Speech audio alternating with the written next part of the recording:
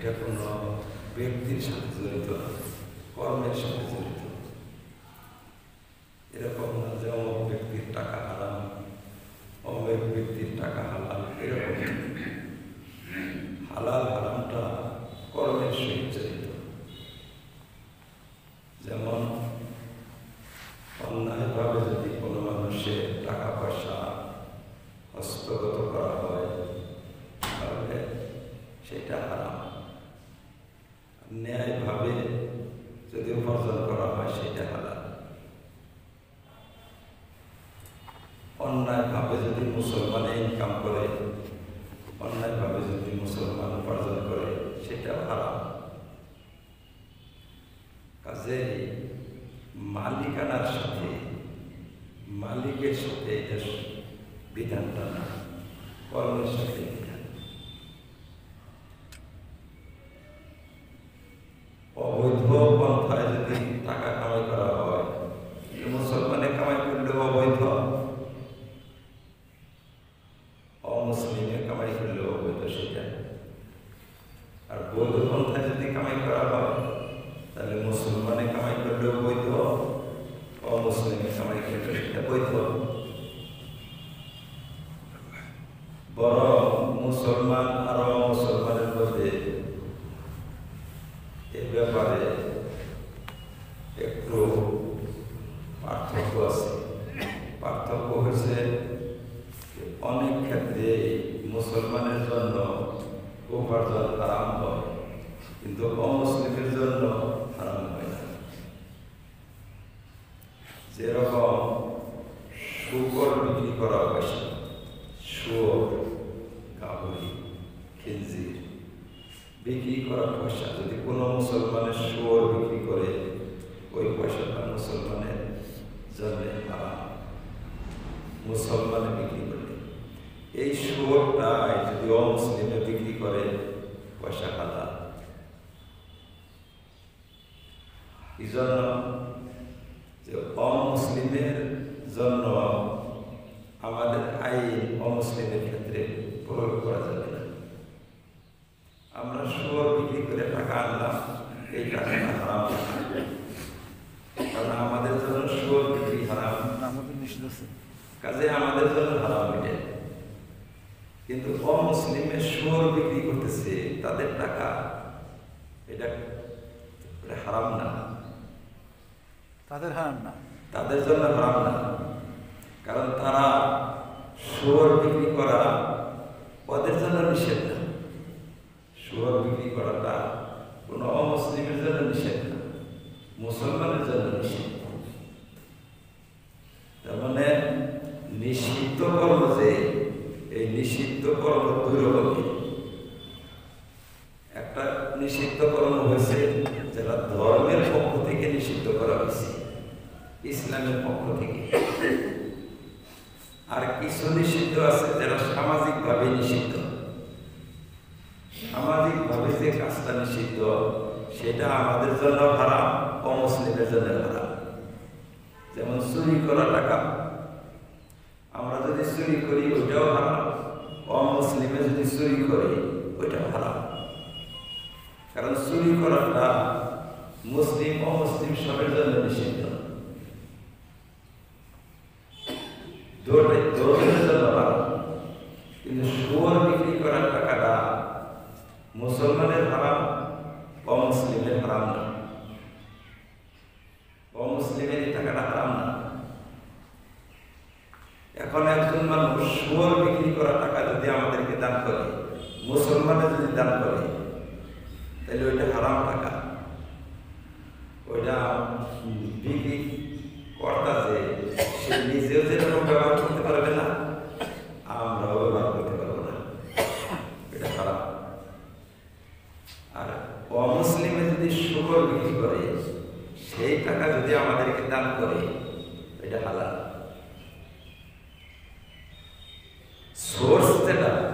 সোর্সটা দেখতে হবে, কোন সোর্স থেকে আসছে টাকাটা, সোর্সটা জায়েজ না না জায়েজ। চুরি করা টাকা যদি হয়, মুসলমান চুরি করে না আমাদেরকে দান করলো মসজিদে, অমুসলিম চুরি করে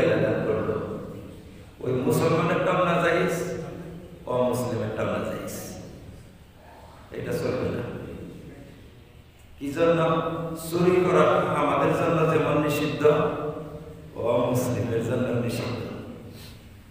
এইটাই। এখন কেউ কেউ হয়তো বুঝতে একটু টান পাবে যে কিরকম কথা, মুসলমানের আইন আর অমুসলমানের আইন কি আলাদা? না, আলাদা কিছু। কোন ক্ষেত্রে আলাদা? ইসলাম গ্রহণ করার পরে নির্দিষ্ট কিছু আইন আসে, ইসলাম গ্রহণ না করা পর্যন্ত কিছু আইন থাকে। আপনি যতদিন পর্যন্ত ইসলাম গ্রহণ করেন নাই, আপনি কালেমা পড়েন নাই, তখন আপনার জন্য কিছু আইন, শরীয়তে কিছু আইন দেওয়া আছে। যেমন আমরা মুসলমান দেশ, মুসলমান অঞ্চল, মুসলমান গ্রাম, আমাদের মুসলমান অঞ্চলে একজন মুসলিম মানুষ বাস করে, সে শুয়োরের কারবার করে, আপনাদের নিষেধ করতে পারবো না তাকে। কালেমা পরে যদি সে যদি ইসলাম গ্রহণ করে, তখন কিন্তু এটা নিষেধ করা যাবে। তুমি তো শুয়োর করতে পারো না, শুয়োরের কারবার করতে পারো না, তুমি একজন মুসলমান।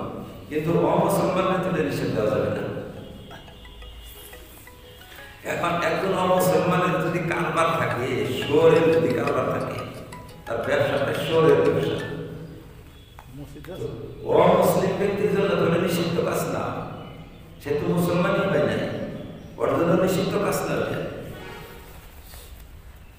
কাজে ওর ইনকামটা ওটা বৈধ ইনকাম, ওই অমুসলিমের জন্য বৈধ ইনকাম, এটা তার জন্য বৈধ। কিন্তু এই ইনকামটাই একজন মুসলমানের জন্য অবৈধ। তাইলে দেখা গেল যে বৈধ অবৈধ এটা হচ্ছে কি কর্মের সাথে সম্পর্ক রাখে। কর্ম, যে কর্মের মাধ্যমে টাকা উপার্জন করা হয়েছে, সেই কর্মটা আমরা দেখব যে কর্তার কর্মটা বৈধ না অবৈধ। কর্তার কর্ম যদি অবৈধ হয় তাহলে টাকা অবৈধ, আর কর্তার কর্ম যদি বৈধ হয় তাহলে টাকা বৈধ। তাহলে দেখা গেল যে হিন্দু মানুষের বা অমুসলিমের পয়সাটা যদি অবৈধ পন্থায় কামাই না করে, তাহলে সেগুলো সব হালাল। যেমন মুসলমানের অবৈধ পন্থায় যদি কামাই না করে, বৈধ পন্থায় কামাই করে, হালাল। তবে বৈধ অবৈধতার সীমা রেখাটা মুসলমান ও মুসলমানের জন্য সীমা রেখাটা একটু আলাদা। যেমন মুসলমানের বৈধতার সীমা রেখা কিছু সংকুচিত, আর অমুসলিমের একটু প্রশস্ত। যেমন মুসলমান চুরি করলে টাকাটা হারাম, অমুসলমানের চুরি করলে হারাম, এটা দুইটা হারাম। এখন একজন যদি মুসলমানে বলে যে আমার চুরি করা টাকা আছে কিছু, এই টাকা আমি মসজিদে দিবার চাই, না এই টাকা তো নেওয়া যাবে না, তোমার চুরির টাকা এটা। একজন অমুসলিমে যদি বলে যে আমার কিছু চুরি করা টাকা আছে, আমি এটা মসজিদে দিবার চাই, না এটা তো নেওয়া যাবে না। মানে চুরি করাটা দুইজনের জন্য নিষিদ্ধ, শুয়োরটা দুইজনের জন্য নিষিদ্ধ না। শুয়োরটা মুসলমানের জন্য নিষিদ্ধ, অমুসলিমের জন্য নিষিদ্ধ না।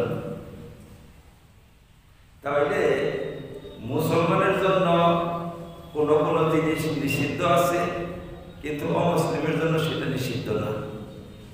অমুসলিমের হাত দিয়ে যদি সেটা আসে, সেটা হালাল হয়ে আসে, সোর্স যে আলাদা। কাজে মুসলমানের টাকার চেয়ে অমুসলিমের টাকা হালালের পরিমাণটা বেশি। মুসলমানের টাকাটা অমুসলমানের চাইয়া হারামের পরিমাণটা বেশি। অমুসলিমের টাকা হারামের পরিমাণটা কম, আর মুসলমানের টাকা হারামের পরিমাণটা বেশি। যেমন মুসলমানের জন্য ঘুষটা হারাম, সুদ হারাম, অমুসলমানের জন্য তো সুদ হারাম না। অমুসলিমে যেরকম সুদ বিক্রি করবার পারে, সুদেরও কারবার করবার পারে, অমুসলিমের জন্য তো এটা না যাইস না, মুসলমানের জন্য না যাইস, মুসলমান করতে পারে না। তাহলে দেখা গেল যে হারাম পরিধিটা, মুসলমানের জন্য হারামের পরিধিটা একটু বেশি, অমুসলিমের হারামের পরিধিটা একটু কম। হালালের পরিধিটা মুসলমানের জন্য কিছু কম, অমুসলিমের জন্য একটু বেশি হালালের পরিধি। এখন এইগুলা তো হলো এলমি কথা, এগুলা কথা একদম সাধারণ মানুষ যারা তাদের বুঝতে একটু কঠিন হয়। তার মানে একজন মুসলমানের উপর ফরজ কি? মুসলমানের উপর ফরজ শরীয়তের সমস্ত বিধান মেনে নেওয়া। যেমন স্কুলে যখন ভর্তি হয় একটা ছেলে, স্কুলে ভর্তি হওয়ার পরে স্কুলের সমস্ত কানুন মানা তার জন্য জরুরি হয়ে যায়। কিন্তু একই গ্রামের একটা ছেলে স্কুলে ভর্তি হয় নাই, সে সারাদিন খেলাধুলা করলেও স্কুলের আইনে ও অপরাধী না, হেডমাস্টার তাকে কিছু বলবে না, স্কুলের আইনে ও দোষী না। এখন যদি একজন ব্যক্তি বলে যে আমারই সাথী, একই জায়গায় আমাদের বাড়ি ঘর, আমি খেললে অপরাধ হয় আর আমার প্রতিবেশী ও খেললে কোনো অপরাধ হয় না, আইনটা এরকমই জিনিস যে সবের জন্য আইন এক হয় না। কাজে এই যে আইন, যে তার মানে যে জিনিসটা আমাদের কাছে এবং ওদের কাছে নিষিদ্ধ, উভয় পক্ষের কাছে নিষিদ্ধ, সেটা তো সবের জন্য হারাম। যেটা আমাদের জন্য নিষিদ্ধ কিন্তু ওদের সমাজে নিষিদ্ধ না, ওইটা আমাদের জন্য হারাম, ওদের জন্য হারাম না। ওদের জন্য হারাম না মানে কি? ওদের আবার হারাম আছে কি? কেউ বলবে যে ওদের কি হালাল হারাম আছে? হালাল হারাম ওদের নাই, মানে হালাল হারামের সম্পর্কটা আমাদের সাথে কিরকম? যেমন আপনি কামলা দিচ্ছেন, আপনি অর্জ নিচ্ছেন টাকা বা দান নিচ্ছেন, আপনি দান, আপনাকে দান করছে, মসজিদে আপনাকে দান করতে আসছে। এই দানের টাকাটা যদি চুরির টাকা হয় তাহলে মুসলিম অমুসলিম কোনো ব্যক্তিটাই চলবে না। সুর বিক্রি করা টাকা যদি হয় মুসলিমেরটা চলবে না, অমুসলিমেরটা চলবে। তাহলে হালাল হারামের সম্পর্কটা ওদের সাথে না, হালাল হারামের সম্পর্কটা আমাদের সাথে, এর সম্পর্ক আমাদের সাথে। কিন্তু এই আইনটা এরকমের আইন যে যেটা উভয়ের নিকটে অবৈধ সেটা উভয়ের জন্য হারাম, উভয়ের জন্য এটা নিষিদ্ধ। কিন্তু কিছু বস্তু আছে যেটা আমাদের জন্য নিষিদ্ধ, আমাদের সমাজে বা আমাদের আইনে নিষিদ্ধ, সেটা আমরা যদি করি ওটা হারাম হবে। ওরা ওদের তো নিষিদ্ধ না, ওরা যদি করে সেটা আমরা ভোগ করতে পারবো, আমরা গ্রহণ করতে পারবো। এটা হলো ইসলামিক আইন। এগুলা এখন আপনি কামলা দিচ্ছেন, আপনাদের সোর বিক্রি করে পয়সা দিবে, আপনাকে বন্দোবস্ত করেছে যে দেখো তুমি আমাকে কামলা দাও, সোর বিক্রি করে তোমার পয়সা দিব না, আমি বস্তু নিহাম না। কি কও তুমি এটা? আমাদের যেমন চুরির পয়সা নিহাম না, সোর বিক্রি করা পয়সা নিহাম না। কিন্তু অমুসলিমে যদি বলে যে সোর বিক্রি করে তোমার পয়সা দাও, দিব আমি, অসুবিধা নাই। তাহলে বৈধ অবৈধ আমরা বুঝতে পারলাম কি যে হালালের পরিধিটা আমাদের চেয়ে অমুসলিমের জন্য একটু বেশি, আর হারামের পরিধিটা অমুসলিমের চেয়ে আমাদের বেশি।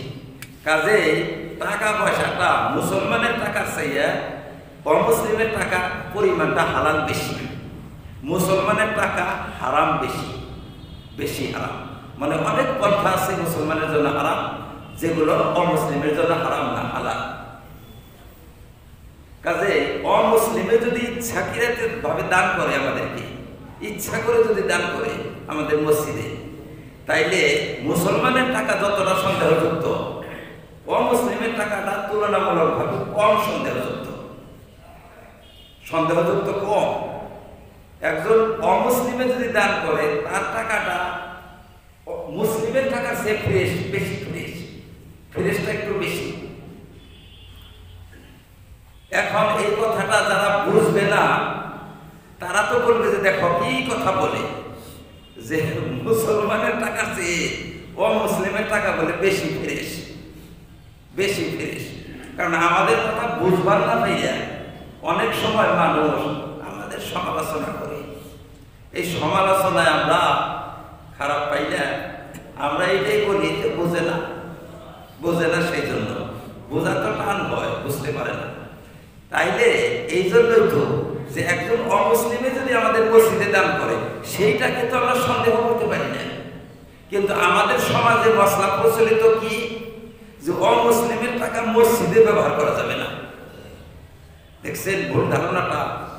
অমুসলিমের টাকা মসজিদে ব্যবহার করা যাবে না। কোথায় ব্যবহার করা যাবে? বলে লেফটিনে ব্যবহার করা যাবে। এটা ভুল ধারণা একটা। অমুসলিমের টাকা তা তো টাকা টাকায়, মুসলিমের টাকা আর অমুসলিমের টাকা টাকা একই। এখন আমাদের দেখার বস্তু যে সোর্স কি, সোর্সে আইছে মাধ্যম, টাকাটা আসার মাধ্যম কি, তার হাতে যে আসছে কোন মাধ্যম দিয়ে আসছে। হালাল মাধ্যম দিয়ে আসলে টাকা হালাল, হারাম মাধ্যম দিয়ে আসলে টাকা হারাম। কিন্তু ওদের মাধ্যম বেশি, হালালটা বেশি, আমাদের মাধ্যম হালাল কম। ওদের মাধ্যম হারাম কম, আমাদের মাধ্যম হারাম বেশি। তাইলে ওদের টাকাটা হালালের পরিমাণ বাড়বে, আমাদের টাকাটা হারামের পরিমাণ বাড়বে। কাজে আমাদের টাকা যতখানি সন্দেহযুক্ত, ওদের টাকাটা তুলনামূলকভাবে কম সন্দেহযুক্ত। কাজে হিন্দু মানুষের দান, অমুসলিমের দান একদম কোনো অসুবিধা নাই, গ্রহণ করা যায়।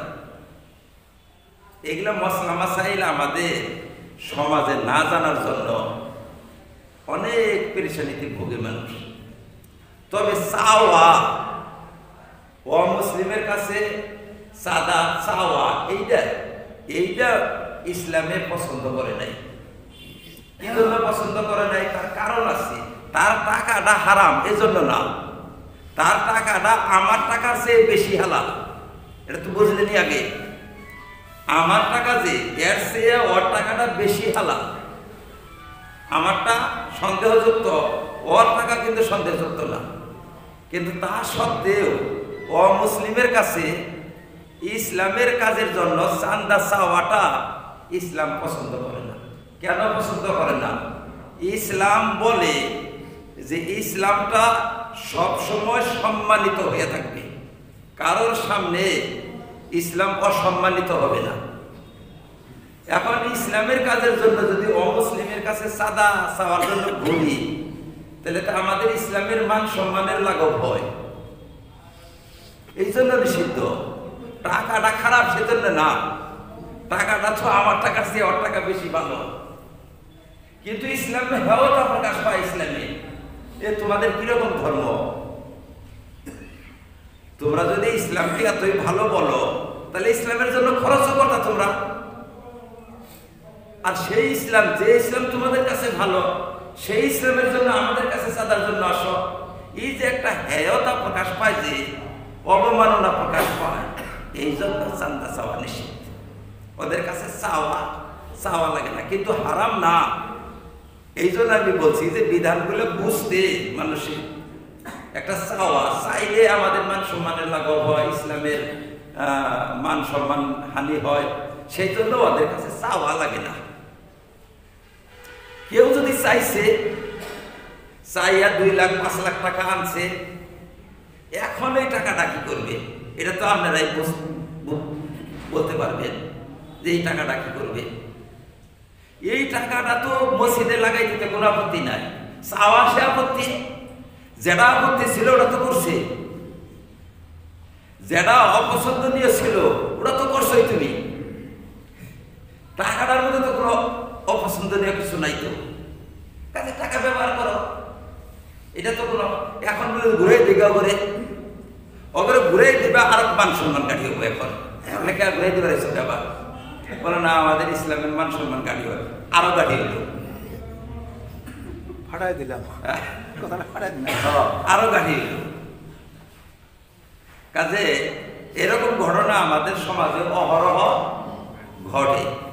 যেমন এই যে গতকালকে আমার কাছে আসছিল এই চাপর থেকে একটা ভেজাল, এরকম বিলাসীপাড়া থেকে বালাপাড়া পর্যন্ত যতটা ভাটা আছে সমস্ত ভাটা থেকে একটা মসজিদের জন্য কালেকশন করছি। কালেকশন করার পর কিছু তাবলিগী ভাইয়েরা বলছে যে অমুসলিমের দান তো গ্রহণ করা যায় না। আবার কিছু জনে বলছে যে আমরা শুনছি যে দান করলে গ্রহণ করা যায়। কিন্তু চাইয়া নেওয়া যায় না, অসুবিধা হয়ে গেল। তাইলে এখন এই ইটগুলা কি করা যায়? ইটগুলা নিয়ে ঘুরে দেওয়া হতাইলে এখন ইটগুলা দেখে দেখে মুসলমান বাড়ায় মুসলমান বাড়ায় ঘুরাই দিয়ে আসলে বাড়া, তাহলে জিজ্ঞাসা করবো তো নীলাইয়া চাইয়া আবার ঘুরাই দিয়ে বেড়াইছ, তাইলে এখন মান বাড়বে, মান আরো ঘাটবে, আরো সমালোচনার পাত্র হবে, আরো খারাপ হবে। এইটার মীমাংসা হইতেছে না। অনেক আলেম ওলামা বলছে, তারা সাহস পায় না কোনটা বলবে আর কোনটা আবার কি বিপদ হবে। কারণ আলেমের উপরে পাবলিক তো খেয়ে জায়গা, কেউ সাহস পায় না। আমার কাছে আসছে, আমি বললাম, আমি লেখা দিয়ে দিলাম, যেটা নিয়ে যাওয়া নাম করে দস্তখত করে দেওয়া, এখন দস্তখত করবে। মানে কাজ দুইটাই, একটা হলো টাকা আর একটা হলো চাওয়া। চাওয়াটা খারাপ, টাকাটা খারাপ না। টাকাটা ভালো, কিন্তু চাওয়াটা খারাপ। খারাপটা তো করছই, ওটা তো করছই, ওটা এখন রুখছে ভালো হয়নি টাকাটা এখন। তাহলে এই ব্যবহার করো, এই মসজিদ বানাও, কোনো অসুবিধা নাই।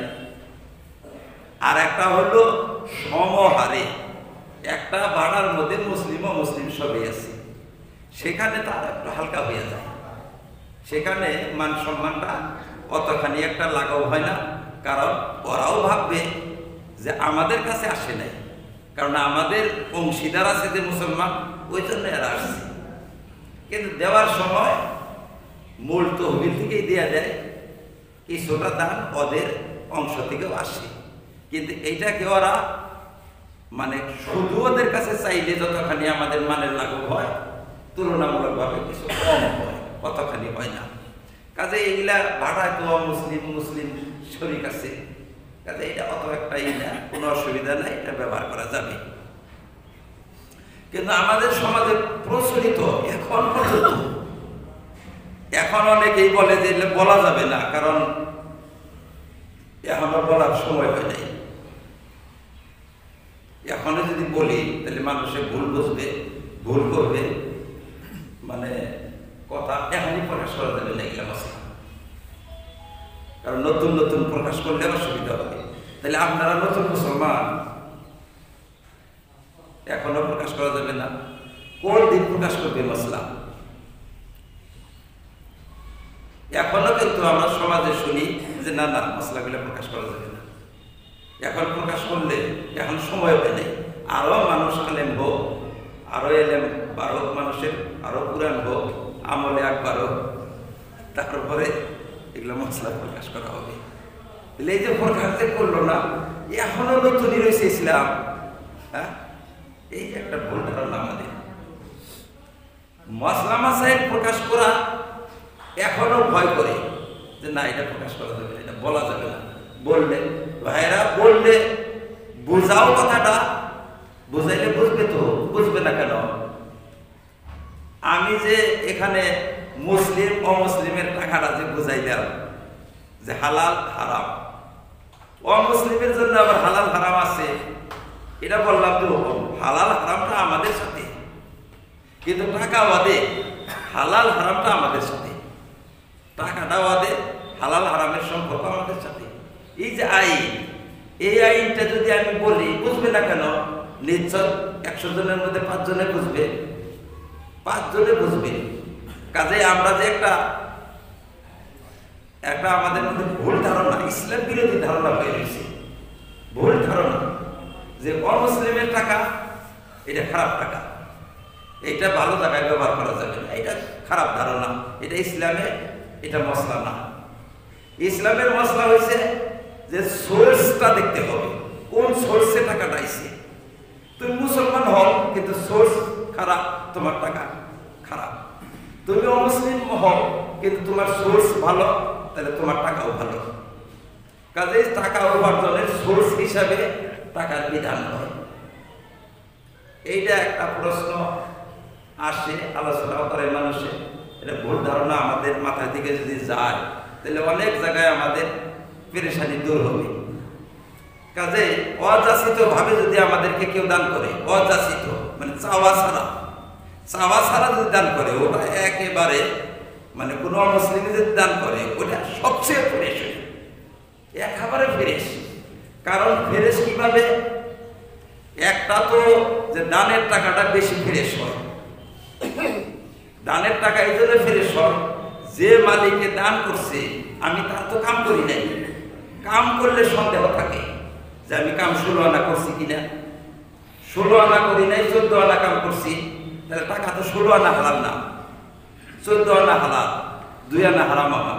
আর আমাকে দান করছে, তাহলে দান করছে হেতু আমাকে দিছে, আমি তো তার কোনো কাম আর বিনিময় নেই যাই হাত দিয়া, তাহলে এটা 16 আনা হালাল।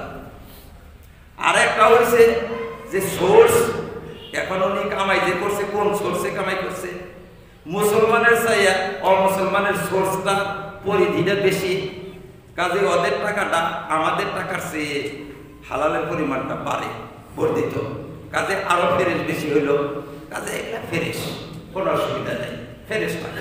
আর এই টাকাটা আমরা মাদ্রাসা মসজিদ যে কোনো কাজে ব্যবহার করতে পারি, তাতে কোনো অসুবিধা নেই, সব কাজে ব্যবহার করা যায়। চাওয়াটা পছন্দ যে করে না ইসলাম, তার এক কারণ তো আমি আগে বর্ণনা করলাম, আরো একটা কারণ আছে। আরো একটা কারণ হচ্ছে যে আজকে যদি আমরা ইসলামের জন্য ওদের কাছে চাই, ইসলামের জন্য, কাল যদি ওরা ওদের ধর্মের জন্য যদি চায়, আমাদের ইসলামে মুসলিম অমুসলিম যে কোনো ব্যক্তিকে দান করা পূর্ণ কর্ম, এটাতে কোনো অসুবিধা নেই, কারণ সব আল্লাহর বান্দা। আপনি খাওয়ার জন্য দিলেন মুসলিমকে অমুসলিমকে, নেকি হবে, যাকেই দেন আপনি। এমনকি কোনো জীবকে খাবার দিলে নেকি হবে, জীব জন্তু, কুকুর, বিড়াল, শিয়ালকে দিলে নেকি হবে, শিয়াল, কারণ শিয়াল তো আমাদের দুশ্মন। দুশ্মন থাই আল্লাহর সৃষ্টি তো একটা, তাকেও যদি আমরা খাবার দেই সোয়াব হবে। তবে সোয়াব সকল পাত্রে সমান হয় না, পাত্র বিশেষে সোয়াবের পরিমাণ কমে। মুসলমান অমুসলিমের তুলনায় প্রাধান্যযোগ্য। মুসলমানের ভিতরে নামাজি বেনামাজির চেয়ে বেশি প্রাধান্যযোগ্য। আবার নামাজিদের মধ্যে যারা পরহেজগার তারা বেশি প্রাধান্যযোগ্য। পরহেজগারের মধ্যে আবার যারা আলিম তারা বেশি প্রাধান্যযোগ্য। আলিমদের মধ্যে আবার যারা পণ্ডিত আলিম তারা আরো বেশি প্রাধান্যযোগ্য। এই যে প্রাধান্যযোগ্যতা যেটা, এটা একটা আলাদা বস্তু। তবে সওয়াব সব জায়গায় আছে। আল্লাহ যে কোনো বান্দাকে উপকার করলে, আল্লাহর যে কোনো বান্দার কোনো মুসিবত দূর করলে, আল্লাহর যে কোনো বান্দার সহায়তা করলে সেখানে আল্লাহ নেকি দেয়। ব্যবহার কিন্তু সবের সাথে সমান, ব্যবহারটা সবের সাথে সমান। অমুসলিম হোক মুসলিম হোক, ব্যবহার সবের সাথে ভালো করতে হবে। তবে প্রাধান্যযোগ্যতা যেটা, এটা হলো দানের ক্ষেত্রে। যে আপনার বেশি আল্লাহ ভীরু, তাকে দান করলে সবের পরিমাণটা বেশি বাড়বে, এটা আলাদা কথা। কিন্তু ব্যবহার সবের সাথে, বন্ধুত্ব আর ব্যবহার এক বস্তু না, বন্ধুত্বটা আলাদা বস্তু। বন্ধুত্বটা কার সাথে থাকবে? যে বেশি খোদা ভীরু তার সাথে বন্ধুত্বটা বেশি থাকবে। খোদা ভীরু যে আল্লাহকে বেশি ভয় করে তার সাথে বেশি বন্ধুত্ব থাকবে। কিন্তু ব্যবহার যেটা, সবের সাথেই ভালো ব্যবহার থাকবে। একজন চরম পাপীও যদি আসে তাও তার সাথে ব্যবহারটা ভালোই করতে হবে। অমুসলিম হইলেও তার সাথে ব্যবহার ভালো করতে হবে। কিন্তু বন্ধুত্ব যেটা, আন্তরিকতা, বন্ধুত্ব, এইটা সম্পর্কে আল্লাহ তাআলা বলছেন যে তোমাদের বন্ধু হবে আল্লাহ ভীরু ব্যক্তি। বন্ধু বন্ধু হবে আল্লাহ ভীরু। আল্লাহ ভীরুকে বন্ধু করো। কুনু মা'আস সাদিকিন, আল্লাহ ভীরুদের সাথে তোমরা থাকার জন্য চেষ্টা করো। আল্লাহ ভীরুদের সাথে থাকলে তোমাদের জীবনে এমনি কিছু পরিবর্তন আসবে। আর আল্লাহ ভীরুদের সাথে তুমি কিয়ামতের দিন একত্রিত হতে পারবে। আর একটা হাদিস আছে, মান আকসারা সাওয়াদা কওমিন ফাহুয়া মিনহুম, যে ব্যক্তি কোনো একটা কওমের জনসংখ্যা বাড়ায় সে সেই কওমের মধ্যে পরিগণিত হয়। জনসংখ্যা বাড়ায়, যেমন একটা কাজ আলেমরা করছে, উলামা সমাজ একটা কাজ করছে, আপনি তাদের মধ্যে দাঁড়াইলেন, সমর্থন করলেন, দাঁড়াইলেন তাদের মধ্যে। জনসংখ্যা বাড়লো। তো যখন আমাদের জনসংখ্যা বাড়লো আপনার জরিয়ে, আপনি আমাদের মধ্যে দাঁড়াইছেন, দাঁড়ানোর জন্য আমাদের জনসংখ্যাটা বাড়লো। তাহলে এখন যদি দূর থেকে মানুষ দেখে বা যদি জনসংখ্যা গুনে বা সমর্থক যদি গুনে যে আলেমরা এইদিকে একটা ডাক দিছে, জনসংখ্যা কত 100 জন, তাই আমাদের যারা 100 হয়েছে পুরা, আগে ছিল 99, আপনার জন্য 100 পুরা হয়েছে। আল্লাহ রাসূল সাল্লাল্লাহু আলাইহি ওয়াসাল্লাম বলেন ফাওয়া মিনহু, আল্লাহ পাক কিয়ামতের দিনে আলেমদের সাথে একে উঠাবে। সুবহানাল্লাহ। ফাওয়া মিনহু মানে এই লাইনে দাঁড়াইছিল, এই কাতারে দাঁড়াইছিল, একেও এই কাতার ভুক্ত করে নেওয়া হবে। আমাদের দুনিয়াতে নিয়ম এটা। এখন যদি আপনি এই আলেমদেরকে দাওয়াত করেন, তাহলে বাইসা এই ব্যক্তিকে বাদ দিবেন, এই ব্যক্তিকে বাদ দিয়ে দাওয়াত করবেন? তা তো করবেন না। এই একই বিধান যে আল্লাহওয়ালাদের সাথে যদি আপনি সম্পর্ক রাখেন, আল্লাহওয়ালাদের সাথে যদি উঠা বসা করেন, আল্লাহওয়ালাদের সাথে যদি আপনি কাজে যুক্ত হন, তাহলে আপনিও আল্লাহওয়ালাদের সাথে কাল কিয়ামতের দিন একটা মর্যাদা আপনিও পেয়ে যাবেন। সেই জন্য কোরআনে কারিমের মধ্যে বলা হয়েছে কোন মা সাদেকে খোদা ভীরু যারা, ধর্ম ভীরু যারা, তাদের সাথে, আল্লাহ প্রিয় যারা, তাদের সাথে তোমরা অবস্থান করো, তাদের সাথে বন্ধুত্ব রাখো, তাদের সাথে সম্পর্ক রাখো। এই সম্পর্কটা বহুত বড় ধন। আল্লাহওয়ালাদের সাথে সম্পর্ক রাখাটা এটা বহুত বড় ধন। এই ধন নাজাতের জরিয়া হবে কাল কিয়ামতের দিন, নাজাতের জরিয়া। আর আলিম সম্প্রদায়, যে আলিম সম্প্রদায়, আমরা অনেক সময় কথা বুঝি কম, তো আমরা আলিমদের আমলকে দেখি। একটা মশলা বলছি আমি, হয়তো অনেকেই বুঝবে না কথাটা, অনেকের বুঝতে টান হবে, কিন্তু টান হবে না, খুব সুন্দর করে বোঝা পারবো। আমাদের সমাজে আমরা আলিম কাকে বলবো? আমরা দেখি যে আলিমের আমলটা দেখি, আমলটা ভালো কিনা। আমলটা তো তোর ব্যক্তিগত জিনিস। এটা আমল 2 প্রকারের, মনে রাখবেন। আমল হচ্ছে 2 প্রকার, একটা ব্যক্তিগত আমল আর একটা সমষ্টিগত আমল। আলেম যতক্ষণ পর্যন্ত সমষ্টিগত আমলের মধ্যে কোনো খেয়ানত না করবে, তাহলে সে ব্যক্তি আলেমের মর্যাদাই পাবে। ব্যক্তিগত আমলের মধ্যে যেমনই তাই থাক, তার ব্যক্তিগত আমল আমরা দেখতে যাব না। সমষ্টিগত আমলের মধ্যে যদি ও খেয়ানত না করে, তাহলে ও আলিম, শরীয়তের দৃষ্টিতেও আলিমের মর্যাদা পাবে। কিন্তু সমষ্টিগত আমলের মধ্যে যদি খেয়ানত শুরু করে, তাহলে তাকে আলিমের মর্যাদা দেওয়া যায় না। কিরকম সমষ্টিগত আর ব্যক্তিগত? সমষ্টিগত আমল যেমন আপনাদের 10 জনকে মশলা বোঝায় যখন, তখন সে সত্যটা প্রকাশ করে না, তাহলে সমষ্টিগত অন্যায় এটা। সত্যটা প্রকাশ করে না, সত্যটা গোপন রাখে। অথবা মশলার মধ্যে তারতম্য করে বা মশলার মধ্যে খেয়ানত করে, বিশ্বাসঘাতকতা করে। কেন করে সেটাও জানে কেন করে। তাহলে এই ব্যক্তিকে আলেমের মর্যাদা দেওয়া যাবে না। ব্যক্তিগত আমল নিয়ে আমাদের কোনো আলোচনা নাই। ব্যক্তিগত আমল ওর আমল ওর কাছে থাকবে। কাজে সমাজের দৃষ্টিতে আমাদের দেখার বস্তু কি, যে সমষ্টিগত ব্যাপারটা আমরা দেখব, যে সমষ্টিগত ব্যাপারে ওর কোনো খেয়ানত আছে কিনা। যেমন একজন মানুষ মশলার জন্য গেছে সমাজ থেকে, যে আমাদের সমাজে একটা ঘটনা ঘটছে, এরকম তালাকের ঘটনা ঘটছে, আপনার কাছে আসছি। আপনি ওকে পরীক্ষা করে যে হুজুর যদি 10,000 লাগে দেই, কিন্তু বউটিকেই দেন না। হ্যাঁ, গোপনে কয়ে দিলেন আপনি যে যদি 10,000 বা 20,000 লাগে, চিন্তা করবেন না, বউটা টিকে দেন না। ও আস্তে করে কয়ে দিল যে হবনি, যদি 20,000 দেহারে তাইলে টিকান যাবো। তাহলে ও খাইন, মানে ইসলামের মধ্যে খাইন, খেয়ানতকারী, বিশ্বাসঘাতক। ওর মশলা আর নেওয়া চলবে না, ও আলিম নেয়। আর ওর মশলা নেওয়া যাবে না, ওর মশলা চলে না। শরীয়তে আলিম থেকে কাটা গেছে, ও আলিম থেকে কাটা গেছে। আর একটা পয়সা নিলে আমাদের সমাজে ভাবে যে পয়সা নিলে সে দোষী। পয়সা নিলে দোষী নেয়। পয়সা নেওয়াটা দোষের বিষয় না, পয়সা নেই, কিন্তু মশলা জানি হালহলনি করে না। কথাটা একটু ভালো করে বুঝবেন। যে একজনে বললো যে ফতোয়া আমি দিব, কিন্তু আমাকে পয়সা 1000 2000 10,000 দেওয়া লাগবে। পয়সা দিলে নেক পয়সা, এটা তো তার পারিশ্রমিকটা। যেমন ইমামরা পারিশ্রমিক নেয়, কিন্তু পারিশ্রমিক নিয়ে যদি নামাজ 2 রাকাত করে দেয় 4 রাকাত রে, যে টেহা দাও 2 রাকাত পড়লেই হবে, আর টেহা যদি না দেওয়া আমার তাহলে 4 রাকাত পড়া লাগবে। তা এই ইমামের পাশে নামাজ পড়া যাবে না। বেতন দিলেও 4 রাকাত, আর বেতন না দিলেও জোহরের নামাজ 4 রাকাতই, কমে না। তাহলে ওটা ইমাম ঠিক আছে। কথা বুঝছেন কি? কাজে আমরা দেখি জমকমানা সব ফতোয়া দিয়ে টেহা নেয়, কাজে উনি কি আলেম না?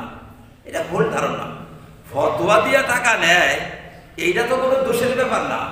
দোষের ব্যাপার ফতোয়া হাল হলনি করে কিনা টাকাতে। তারপরে আমাদের আবার কোনো সময় সন্দেহ হয়, সব জায়গায় সন্দেহ করা নিষেধ। সন্দেহের জন্য যদি প্রমাণ না থাকে, প্রুফ না থাকে, তাহলে সন্দেহ করাকে আল্লাহ রাব্বুল আলামিন বলছেন ইসমুল কাবীর, মহাপাপ বলছেন এটাকে। সন্দেহ করাটা মহাপাপ। আপনি টাকা দিচ্ছেন, আপনাকে ফতোয়া দিচ্ছে, আপনি সন্দেহ করলেন যে আমি টাকা না দিলে আমার বউ টিকতো না, এটা ভুল ধারণা, এটা করা যাবে না। টাকার জরিয়তে হালাল হয় নাই, আপনার অবস্থা অনুসারে হালাল হয়েছে কিনা। কারণ কথার তারতম্যে মশলার তারতম্য ঘটে। কথা আপনার কথাটার তারতম্যে মশলার তারতম্য হয়েছে। আপনি কিভাবে বলছেন সেইটা বিশ্লেষণ করার পরে যদি হালাল বাইর হয়েছে তাইলে হালাল, পয়সা দিলেও হালাল, না দিলেও হালাল। আর আপনার কথা বিশ্লেষণ করার পরে যদি হারাম বাইর হয়েছে, পয়সা দিলেও হারাম, না দিলেও হারাম। কিন্তু আমাদের মানুষে ভাবে কি যে পয়সা দিলে হালাল, আর আমাদের জনগণ ভাবে যে যদি আমার বউ টিকে তাইলে পয়সা দিব, সে বউ না টিকলে পয়সা দিব। হ্যাঁ, এটা কিন্তু ভাইরা এটা ভুল ধারণা। শুদ্ধ ধারণা হয়েছে কি, যদি মেহনত করাইছি একজন মানুষকে দিয়া, মেহনত করাইছি, তাকে কিছু হাদিয়া, তাকে কিছু উপঢৌকন হিসাবে আমার দেওয়াই লাগবে। বউ টিকলো না, না আমার দোষে টিকলো না, আমি তালাক সাইডটা দিছি সেই জন্য টিকলো না, এটা তো হুজুরের দোষ না তো। কাজে উনি তো ফতোয়া দিছে, আপনাকে মেহনত করছে, ঘাটছে, মশলা মাসাইল ঘাটছে, লেখছে। কাজে আমাদের ধারণাটা ইসলামিক ধারণা হওয়া লাগবে। ইসলামিক ধারণা, অশুভ ধারণা পোষণ করা, কোনো ব্যক্তি সম্পর্কে সন্দেহ রাখা, বিনা প্রমাণে সন্দেহ পোষণ করা, এটা কিন্তু পাপ কর্ম। এটা পাপ, আমরা জানি না যে এটা পাপ। আমরা মনে মনে ধারণা করে রয়েছি যে ইনি কি করে এরকম নাজায়েজ কাজে জড়িত, বা ইনি এরকম অবৈধভাবে পয়সা কামাই করে, ইনি এরকম হালহলনি করে ফতোয়া। যে কোনো অশুভ ধারণা, সন্দেহ, বিনা প্রমাণে সন্দেহ পোষণ করা কোনো ব্যক্তি সম্পর্কে, এইটাকে আল্লাহ নিজে বলছেন যে এটা বড় পাপ, মহাপাপ। এটা আমাদের সমাজে যারা এরকম ধারণা রাখে তারা 24 ঘন্টা মহাপাপে লিপ্ত, মহাপাপে লিপ্ত, কিন্তু সে জানে না যে মহাপাপে লিপ্ত। মহাপাপে লিপ্ত ও জানে না, কারণ আমাদের সমাজের ধারণা যে চুরি করলে সে পাপ হয়। আমি একজনকে চুর মনে করলে তো আর পাপ হয় না। দেখছেন ভাইরা, চুরি করলে যেরকম পাপ হয়, একজন মানুষকে চুর মনে করলে ওই রকম পাপ হয়। তাহলে চুরি করছি না আমি, কিন্তু একজন মুসলমানকে চোর মনে করছি যে বিনা প্রুফে, বিনা প্রমাণে। কাজে কোনো প্রমাণ নাই, আমি তাকে এই সন্দেহটা করি কেন? কাজে এগুলো থেকেও নিজের অন্তরকে পাক রাখা জরুরি, নিজের অন্তরকে পাক রাখা। কারণ আমাদের অন্তরকে কলুষিত হয়। কি প্রকারে কলুষিত হয় অন্তরটা, সেটা তো আর আমরা যদি না জানি তাহলে অজান্তে আমাদের অন্তর কলুষিত হয়ে যাবে, আমাদের অন্তরটা নাপাক হয়ে যাবে। আর ইল্লা মান আতাল্লাহ বিকলবিন সালিম, পরিষ্কার অন্তর জান্নাতে জায়গা পাবে। যাদের অন্তর মলিন, অন্তর জংযুক্ত, মরিচাযুক্ত, সেই অন্তরের জন্য জান্নাতের দ্বার উন্মুক্ত হবে না। জান্নাতের দ্বার উন্মুক্ত হবে পরিষ্কার অন্তরের জন্য। তাহলে আমাদের অন্তরটা কি করলে পরিষ্কার হয়, কি করলে মলিন হয়, সেইটা যদি আমি না জানি তাহলে অজান্তে আমার মনটা কি হয়ে যাবে, মলিন হয়ে যাবে, আমি জানবই না। কাজে জানা দরকার। এটা একটা পাপ, এটা পাপ। গোপনে আমরা মানুষের কথা শুনবার চেষ্টা করি, এটাও কবিরা গুনাহ। গোপনে কোনো মানুষের কথা শোনা, এটা কবিরা গুনাহ। গোপনে কিরকম, এটা তো বুঝি। একটা দুটা উদাহরণ দেই। মানে খুব ধীরে ধীরে ধীরে ধীরে ধীরে ধীরে আপনি একজন মানুষের ঘরের নিকটে দাঁড়াই রইলেন, যে কি আলাপ করে। এই যে গোপনে মানুষের কথা শোনা, এইটা শোনা লাগে না, এটা আইব। একজন মানুষের এটা আইব। আইব দেখা, আইব বাইর করা, আইবকে প্রকাশ করা, এটা শরীয়তে নিষেধ। একজন মানুষ যদি আপনার কাছে একটা গোপন কথা রাখছে, সেই কথাটা আপনি জীবন ভরা গোপন রাখতে হবে। এটা আমানত একটা। এই আমানতটা ভালো ভালো আলেমরাও আমানত বোঝে না। আমরা দেখি ভালো ভালো আলেমরাও আমানতটা বোঝে না, আমানতটা খেয়ানত করে। এখন যদি সে ব্যক্তি বলে যে তোমার কাছে এই কথাটা বললাম, এই কথাটা তুমি কেউ কাছে বললো না, এটা তো স্পষ্ট আমানত রাখলো, আপনি এই কথাটা কোনো জায়গায় বলতে পারবেন না। যদি বলেন তাহলে তার আমানতকে খেয়ানত করলেন। আর একটা আমানত যেটা সাধারণভাবে আমানত হইয়া যায়, বলাও লাগে না। একজন মানুষ যদি এদিক ওদিক তাকায় কথা বলতে সময়, তাইলে এটা আমানত। তোমার সাথে কথা বলছে আর এদিক ওদিক তাকায়, তাকাইয়া তাকাইয়া কথা বলে, যে কেউ আবার শুনে নাকি, তাইলে এটা আমানত, এটা আর প্রকাশ করা যাবে না। এইটা আমানত। কিসের আমানত? যে ভাবভঙ্গি দ্বারা আমি বুঝছি যে এটা প্রকাশ করা যাবে না। অনুমতি, নিষেধ, এই দুইটা জিনিস যেরকম মুখ দিয়া মানুষের প্রকাশ পায়, ভাবভঙ্গিতেও প্রকাশ পায়। ভাবভঙ্গিতেও কিছু অনুমোদন আর নিষেধাজ্ঞা বোঝা যায়। এইটাও আমল করা লাগবে। আপনি যদি ভালো মানুষ হবার চান, আপনাকে ভালো মানুষ বলা হবে কখন? যখন আপনি মানুষের আবেদন, যে এই দুইটা আবেদনকে রক্ষা করবেন। ভাবভঙ্গি দ্বারা কি আমি বুঝতেছি? ভাবভঙ্গি দ্বারা বুঝতেছি যে এইটা প্রকাশ করা যাবে না, এটা একটা আমানত। তাহলে এই আমানতটা রক্ষা করতে হবে, প্রকাশ করা যাবে না। কিন্তু আমরা কি রক্ষা করতে পারি? আমরা রক্ষা করতে পারি না, রক্ষা করা লাগে। তবে একটা কথা মনে রাখবেন, যে মাসলা মাসাইল গুলো, যেমন গীবতের কথা বলছি, যে মানুষের গীবত করা না যায়, হারাম, গীবত করা যায় না। তাহলে গীবত কাকে বলে এইটা তো বুঝতে হবে। গীবত কাকে বলে? গীবত বলা হয় কোন মানুষকে হেয় প্রতিপন্ন করার জন্য তার দোষ প্রকাশ করা, এটাকে বলা হয় গীবত। তাছাড়া অন্য কোনো উদ্দেশ্য যদি থাকে তাহলে সেটা গীবত না। কিরকম? যেরকম কোন মানুষকে হত্যা করবে, সেই কথাটা আপনি তাকে জানাই দিলেন যে তুমি একটু সতর্ক হও, কারণ তার মান ঢাড়া আপনার উদ্দেশ্য না, উদ্দেশ্য একজন মানুষকে রক্ষা করা। আমরা তো বুঝি না একজন মানুষের ইমান রক্ষা করার উদ্দেশ্য, সেইটারে গীবত বলি। গীবত করো, তোমরা গীবত করো, মৌলবীরা গীবত করে। আরে ভাই, ওই মৌলবীরা গীবত করে, মৌলবীরা গীবত করে যদি তার ব্যক্তিগত আমল নিয়ে সমালোচনা করে, তাইলে এটা গীবত। সমষ্টিগত আমল নিয়ে যদি সমালোচনা করে, এটা ফরজ, এটা ওয়াজিব, এটা গীবত না। এটা না বললে সমাজ রসাতলে যাবে। কাজে ঠিক তেমন একজন মানুষের আমানত আপনি রক্ষা করবেন।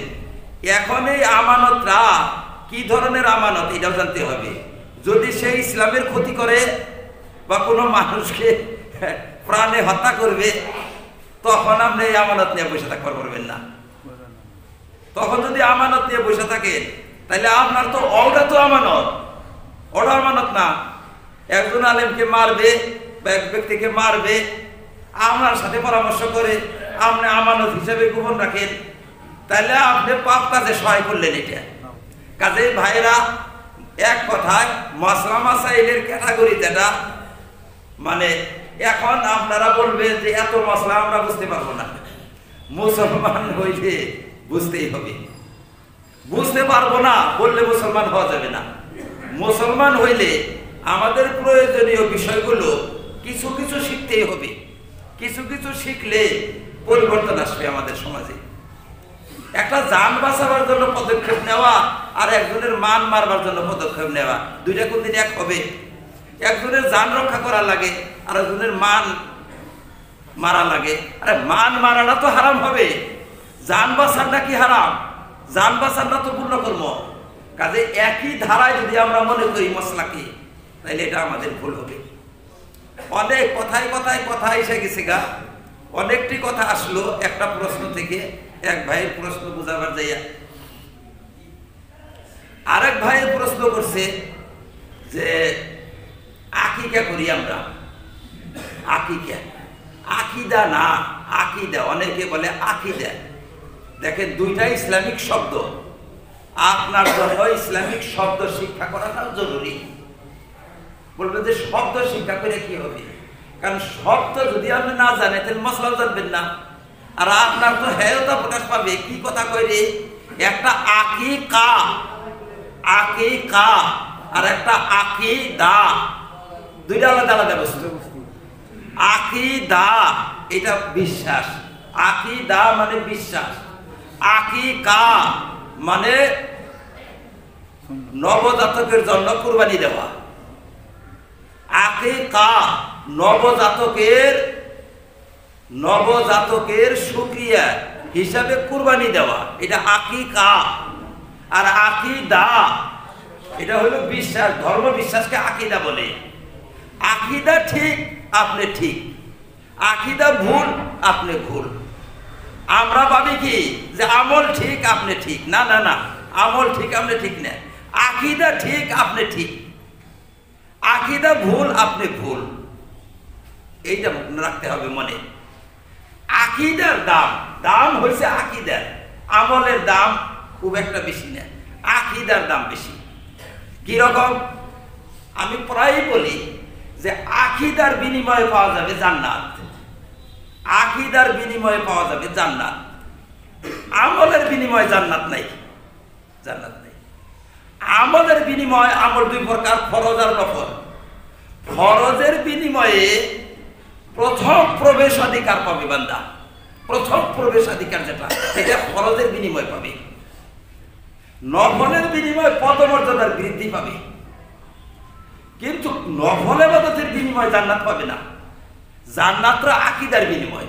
আমাদের বিশ্বাস যদি ঠিক হয় তাহলে জান্নাতের নাগরিকত্ব আমরা পাইলাম। কিন্তু জান্নাতে প্রবেশ করবে না, তুমি নাগরিক কিন্তু প্রবেশ করতে পারো না, জেলে থাকা লাগবে তোমার। কে জেলে? বলে ওই যে তুমি আইন অমান্য করছো। কি আইন? বলে নামাজ রোজা ইত্যাদি করো নাই, ওই জন্য তোমার জেলে থাকা লাগবে। জেল খাটার পরে তোমার বাড়িতে তুমি যাবা। তোমার বাড়ি, বলে আমি বাড়ির মালিক হইলাম কি বলে আকিদার বিনিময়ে তুমি বাড়ির মালিক হয়ে রয়েছো। তুমি মালিক, আকিদার বিনিময়ে তুমি মালিক, কিন্তু প্রবেশ যে করবে তুমি, ডাইরেক্ট যে প্রবেশ করবে তুমি অপরাধী যে, সেই জন্য তোমার এই জেল খাটার পরে। কিন্তু আমল হাজার হাজার আমল আছে, আকিদার ভুল। তুমি নাগরিক কিনা এই দেশের, তুমি জান্নাতের নাগরিক কিনা? বলে আমল দেখি হবে, তুমি তো দেশের নাগরিক না। এই দেশের নাগরিকত্বের জন্য বিশ্বাস ঠিক হইতে হবে। বিশ্বাসটা ইসলামিক বিশ্বাস জন্য ঠিক হয়। ইসলামিক বিশ্বাস যদি ঠিক না থাকে এই দেশের নাগরিক তুমি আবার হবে না। এত গুরুত্ব বিশ্বাসের, বিশ্বাসের এত গুরুত্ব, বিশ্বাসটা যেন ঠিক হয় আমাদের। কাজেই আকীদা হচ্ছে মূল বস্তু, তারপরে ফরজ, ফরজের সাথে সাথে হারাম, অর্থাৎ ফরজ করতে হবে, হারাম বর্জন করতে হবে। এই দুইটা যদি করে বান্দা, ফরজ আদায় করে, হারাম বর্জন করে, এই দুইটা কাজ করে, যদি এই দুইটা কাজ করলেই ইন্তেকালের পর মুহূর্তে সে জান্নাতের প্রবেশাধিকার হয়ে যাবে। দুইটা, নফল না, কোনো নফল লাগবে না। সারা জীবন যদি কোনো নফল কাজ না করে তাও সে ব্যক্তি পাবে। কিন্তু প্রশ্ন হইল যে ফরজের মধ্যে যদি ত্রুটি থেকে যায় তাহলে নফল দিয়ে পূরণ করা হবে। এক্সট্রা নফল দ্বারা আমাদের কিছু হবে না। এক্সট্রা নফল দ্বারা কি পাবেন? জান্নাতে নাগরিকত্ব পাইলেন আকীদার বিনিময়, আর প্রবেশাধিকার পাইলেন ফরজের বিনিময়। প্রবেশ করার পরেই কি আপনার দালান কোঠা হবে? দালান কোঠা তো আলাদা এক্সট্রা কামাই থাকুন লাগে। এক্সট্রা কামাই যেটা আপনার, যেটা দিয়ে বিরাট বিরাট দালান কোঠা হবে, এক্সট্রা কামাই, সেটা হলো আপনার নফল ইবাদত, এক্সট্রা কামাই এটা। কাজেই ভাইরা, এই যেটা স্তর ভাবে যদি আমরা না বুঝি, অনেকে ঠকবে। এমন ঠকাই ঠকবে যে একজন মানুষকে আমরা দেখব যে খুব ইবাদতে লিপ্ত, কিন্তু তার নাম কাটা গেছে। কেন? বলে আকীদা ঠিক না, আকীদার মধ্যে ত্রুটি আছে। আবার একজন মানুষকে আমরা দেখবো সেই রকম বেশি আমলও করে না, কিন্তু সবের আগে যাই বইছে। কে রে? উবেকের আগে কে? বলে ওর আকীদা ঠিক ছিল। আকীদা মানে বিশ্বাস যারা থাকা লাগে, বিশ্বাসটা আহলে সুন্নাত ওয়াল জামাত, যেটা আমলের জরিয়তে আহলে সুন্নাত ওয়াল জামাত হয় না। আহলে সুন্নাত ওয়াল জামাত হয় আকীদার জরিয়তে। এই কথাটাও বলে রাখি। একজন বলবে যে আমি ভালো দলের অন্তর্ভুক্ত কিনা, আর ভালো মন্দ নির্বাচন করা হবে আকীদার দ্বারায়, আমলের দ্বারায় না। ভালো মন্দ নির্বাচন করা হবে আকীদার দ্বারায়, আমলের দ্বারা না। যেমন আপনারা দেখবেন কিছুগুলো ভণ্ড পীর আছে, খুব আমল করে। বেরেলিপন্থী, বিদাতিপন্থী, শিয়াদের মধ্যে কিছু মানুষ আছে খুব আমল করে। তাতে কি তারা আমাদের চেয়ে আগে? আরে ভাই, ভিটাই নাই, ভিটা ছাড়া মানুষ। যার ভিটা নাই হে আর কি করে ধনী হয়? নাগরিকত্ব নাই তার। যার নাগরিকত্ব নাই হে কি এই দেশের ধনী মানুষ? আমরা বলবো একটা খুব ধনী মানুষ। আরে ভাই, এই দেশের নাগরিক কিনা আবার ধনী কি করে হয়? কাজে ধনীটা আমাদের বুঝতে হবে। আকীদা যদি আমাদের ঠিক হয়, তাহলে আমরা প্রথম যেটা পরীক্ষা আমাদের, সেটা আকীদার পরীক্ষা হবে। আকীদা কিরকম? আকীদার আলোচনা তো আমি খুব করি, খুব আকীদার আলোচনা করি। আর কোনো জায়গায় কোনো ঘটনা ঘটলেও সেটাও আমি শুনাই, উপদেশের জন্য, ইবরতের জন্য।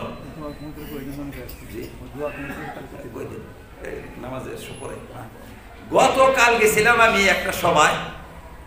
সেই সবার মধ্যে একজন পরহেজগার, দাড়ি, টুপির, পাগড়ি থাকা একজন মানুষ। আরে হাতে তসবিহ, পাগড়ি, টুপি সবকিছু আছে, একদম একজন আলিম, ভালো বুজুর্গ আলিম। কিন্তু আমি ধারণা করছিলাম আলিম, পরে জানলাম না আলিম না মানুষটা। উনি প্রশ্ন করলো, যে প্রশ্নটা করলো ওইটা তো প্রশ্ন আসলে হয় নাই। ওর প্রশ্নটা আমি করি না কইরা আমি তার প্রশ্নের একটা অংশ আপনাদের সামনে প্রকাশ করি। অংশটা হইল যে মুসলমান যত আছে তারা তো আমাদের সে আগেই বেসতে যাবে, কারণ মুসলমানের আমল তো বেশি ভালো দেখা গেছে। এটা হলো সারাংশ। একজন বুজুর্গ মানুষের ধারণা যে এরা সব বেসতে যাবে, কারণ এদের আখলাক, চরিত্র, আদব, এদের লেনদেন, এদের চাল চলন, দোকান পাতি ইত্যাদি খুব ভালো, এরা বেসতে যাবে। এটা আচরিত কথা। কোনো মানুষ বলে যে এরা বেসতে যাবে না, একটা আচরিত কথা। এত ভালো ভালো মানুষ, এরা বেসতে যাবে না। আমার যেন মাথার মধ্যে গুলি লেগে গেল একবারে।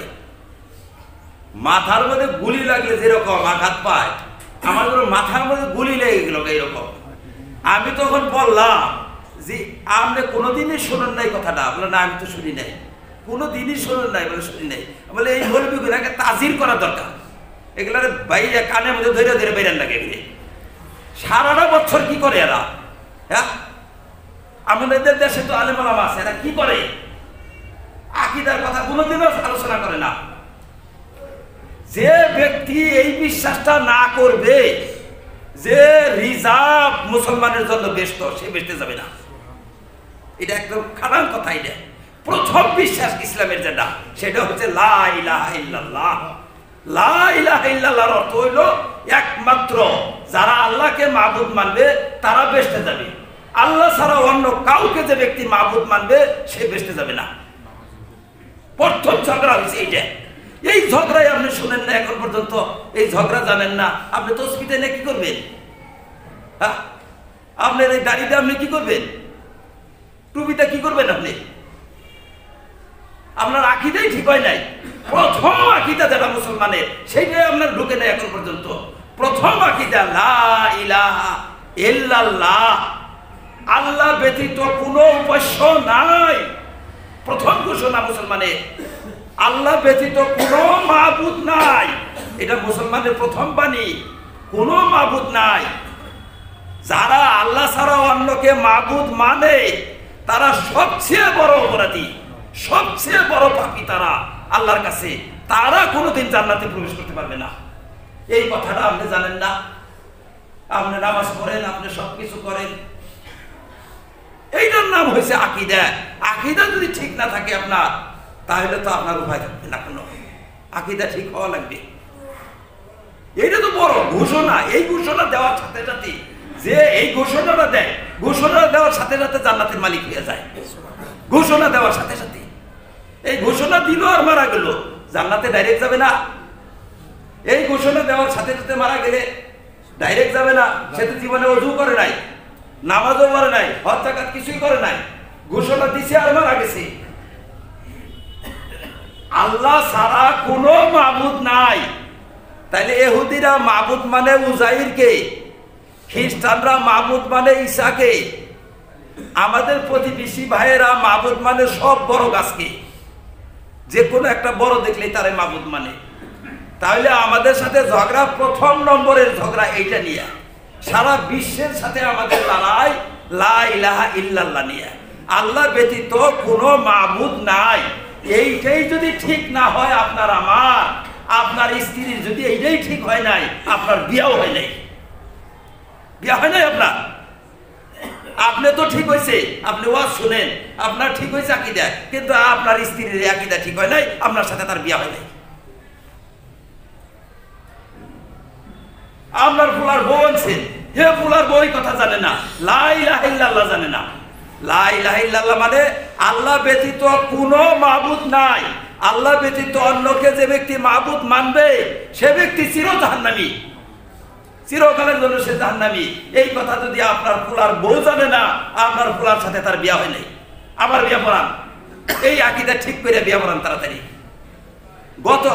আজকে সকালে আমি আসার আগ দিয়ে, যখন আমি গাড়িতে উঠি তার আগ দিয়ে আমার একজনে ফোন করছে যে হুজুর, আমাদের গ্রামে আপনার বয়ান শুনে দেখলাম যে আমার বিয়া হয় নাই, 1 বছর ধরে বিয়া করছি, বিয়া হয় নাই, এখন কি করব?